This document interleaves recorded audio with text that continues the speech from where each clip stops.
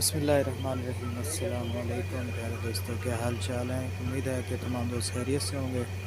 दोस्तों, इस वक्त मैं मौजूद हूँ दुबई में और मैंने अपनी वर्कशॉप का जो काम था वो क्लोज़ कर दिया है। हालात कुछ ऐसे हैं कि एक तो कारोबार बंद है और ऊपर से जो बिल हैं वो भी बहुत ज़्यादा आ रहे थे।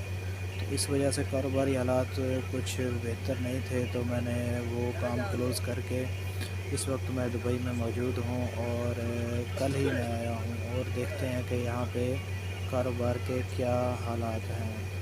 तो आज हम ज़रा बाहर जाने लगे थे और दोस्तों सोचा आपके साथ वीडियो भी शेयर करता हूँ, तो मेरे साथ ही रहिएगा। अगर चैनल पे नए हैं तो इसको जल्दी से सब्सक्राइब कर लें ताकि मज़ीद मेरी वीडियो आप तक पहुँचती रहे।